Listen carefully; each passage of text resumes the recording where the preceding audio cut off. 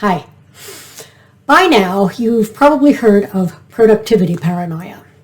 It's a term coined by Microsoft this past summer after they conducted a study of 20,000 people across companies in 11 countries and found that while 87% of employees feel they are being productive, only 12% of their leaders felt fully confident about that productivity. Now, there's an old saying that it's not paranoia if someone's really after you, and sadly it seems like at least some of those unconfident leaders in some of those companies really are coming after their employees. Before I go into that though, and why it's a bad idea and what you as a manager and leader can do instead, let me introduce myself.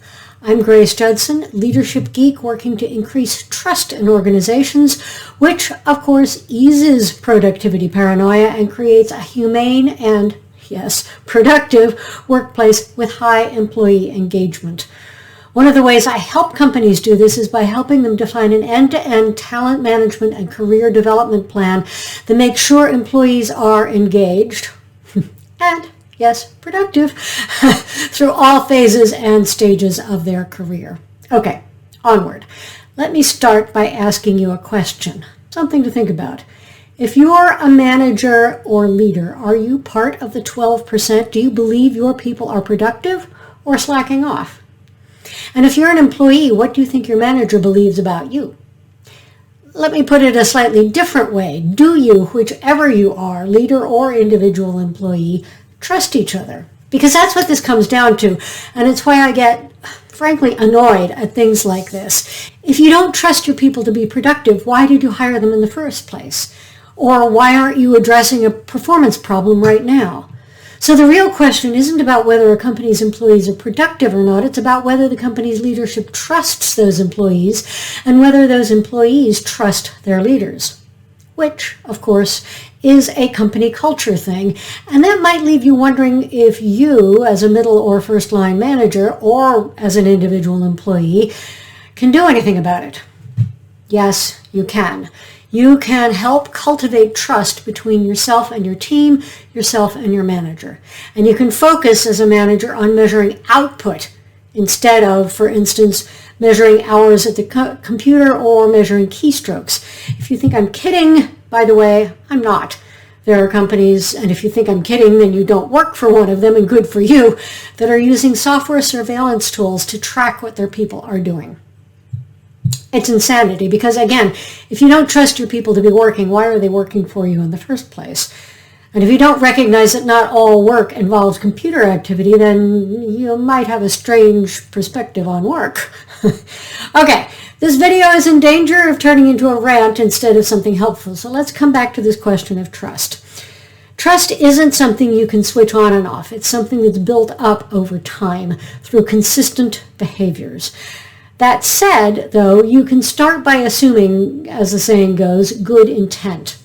Assume that your manager trusts you. Assume that you can trust your employees. And as a leader, when you assign someone a task or a project, make sure you give them both the resources they need and the parameters for completion. And then you can say very simply, I trust you to get this done on time and with the best possible quality. Is there any reason why you might not be able to do that?